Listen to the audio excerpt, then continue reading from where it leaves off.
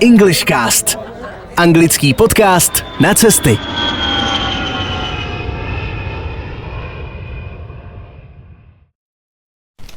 Ahoj, vítám vás u další epizody s Ellen. Dneska zkusíme spolu ještě udělat rozhovor na různorodý témata. Spíš bych chtěla, abyste Ellen trošku poznali, já vám ji trošku představím, takže vám o ní něco řeknu anglicky a potom zase budu v roli, kdy já se jí budu ptát na nějaké otázky, ona mě bude se snažit odpovědět nejlíp, jak umí. A na co jsem se chtěla u ní zaměřit, je hlavně to, jak se dostala k té angličtině, nebo jak je třeba možný, že v tomhle věku má tu angličtinu na relativně dobrý úrovni, co jí k tomu motivuje, co jí na tom baví. A potom se podíváme i na to, kde tu angličtinu vlastně využije v praxi, k čemu se jí hodí a co s ní má v plánu. Okay, so first, Ellie. She is my student, as you maybe know from the previous episode. I have been teaching her since she was 8 or 9, and I'm so glad that I can introduce her to you. She lives in Dobruška, and let's have a look at herself. I'm gonna ask her some questions, and she'll tell you more what she can. So, hi Ellie. Hi. How are you? I'm very, very fine. Yeah. And I'm so honored to be in this podcast with you. Oh, wow. I'm honored too. So I said some information about you, and my first question for you is how long have you been learning English? Well, I'm not really a mad professional, so I'll just say like 8 years. 8 years. Do you think it's a long time to get the English somehow mastered? I think 8 years is enough time to actually get to speak with other people that are not from Czech Republic. Mm-hmm. So speak normally English like it's your first language. Wow! So you don't think about the words when you speak? It's natural for you? Well, I do, but we don't talk about it.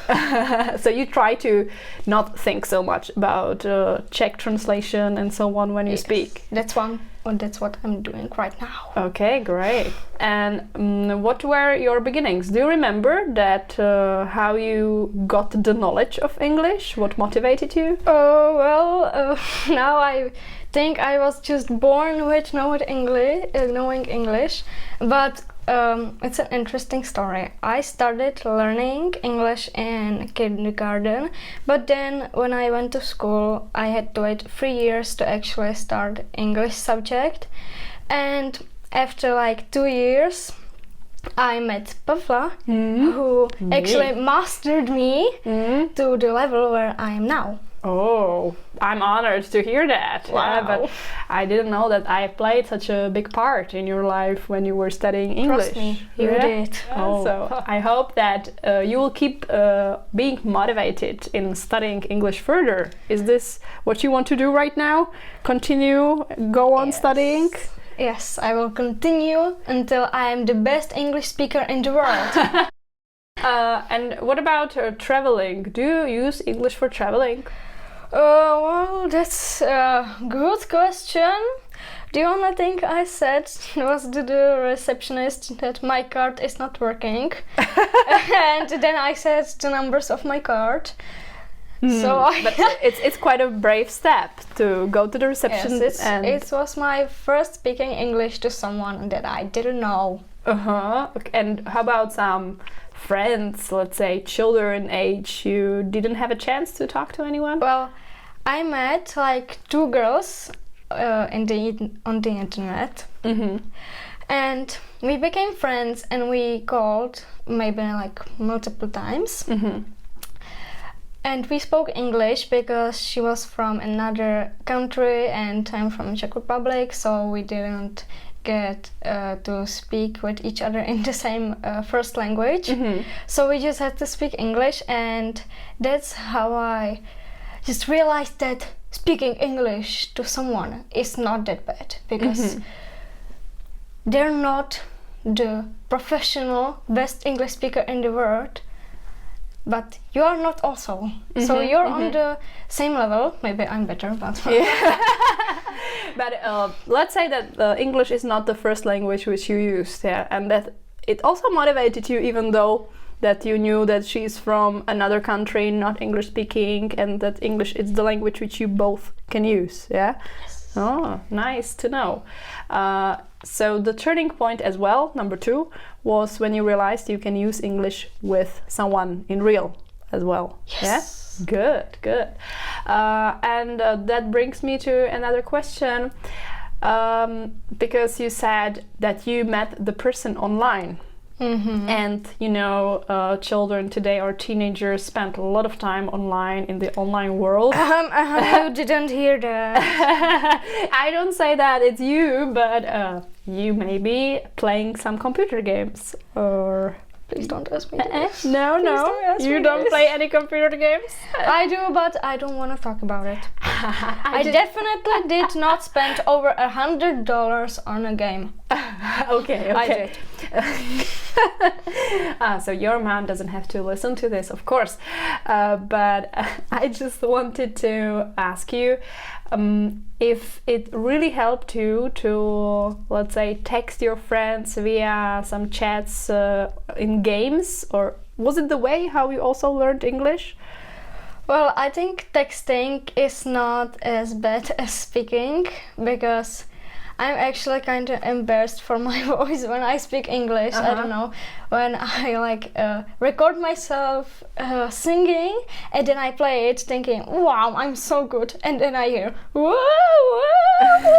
It's similar like in here, that if you play this recording, you'll think like, oh, I'm so horrible. Yeah, is it possible? That's what I did. That's what you think. But so you think that texting is much easier for you? Yes, because you don't have to speak, you don't have to use your voice. Which is disturbing for you. Yes. Yeah.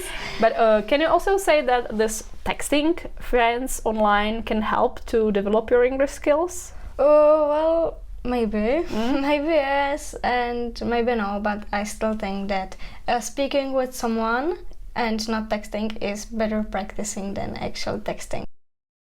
Let's get to traveling. Ooh la la. Even though you're quite young, you've visited some countries. Could you tell us where you've been? Well, that's a long story. Really? But I don't know if I can remember anything, or just name it in English. So top 5, I don't know. Top 5, more like top 10. Okay, so tell us. Okay, so first destination not first, but the best holiday I've ever been on was Mauritius. I was there when I was 8. Only 8 years old. Only, that's that. But even before, I've traveled a lot, like to Italy. I've been there 2 times. And to Turkey, I've been there 3 times. And then I don't know. Okay, never mind. But you said you were just 8 years old. Do you remember anything from that holiday? Well, I guess I remember something only when looking at the photos. And do you have any memorable moment from the holiday that you could share with us? Well, maybe when I was drowning in the pool. You were drowning? Really? No way. You couldn't swim? Well, I could, but I don't know. I just did a backflip in the pool. Oh. And that's how it happened. And something from traveling, like some places which are still in your memory? Well, the most recent ones, like Maldives. We were on a boat and we went snorkeling and I saw turtles. Wow, that's amazing. You have a picture? Yes, my mom took some, but she's not a professional photographer. Did you have an underwater camera? Yes. Yeah. That must have been cool. Was it first time you've ever seen such an animal? Yes. Like not in zoo? Not in TV. Yeah, not on TV or zoo. Yeah. And the very last part of our interview is going to be about your spending free time. So I just like to hear, or I know that, but You can say to the others what you do, because I know that you have a lot of hobbies. So what are the others except for English? So the first hobby I started doing from when I was 3 is athletics. I think the thing that I do the most is hurdles. Well, it's dangerous. There was a girl at a competition who broke her arm because of this. I saw it and I don't want to see any more broken arms. It's very terrific. I just don't understand how you can do the hurdles and it can be your favorite discipline. Well, I'm so scared of it. Yeah. The last time I did hurdles at a competition, I fell. But I don't have a broken arm, so I count that as a successful competition. But it must have been difficult to learn, like to jump so high. How? It's not basically jumping over hurdles, it's just running over hurdles. Yeah, so you don't practice just jumping over this. You practice running. And you do something else except sports and English? Well, I need to play the piano because my mom forces me to do it. Please don't let her listen to this. I never said this, by the way. I love playing the piano very much and I do it for fun. No one forces me to. And I also sing, but singing is actually way better than playing because singing is just singing. You can't practice it. So you guess that it's not gonna be a thing which you're gonna do until you die. But so let's say that you are still planning to practice the piano next year, doing athletics, yes, having English classes, everything at once. So I think that Ellen is a very active young lady. Thank you. And I'm looking forward to recording another episode with her, but for today it's going to be everything. Thank you for coming and no see you. problem. Okay, perfect. Bye. Bye.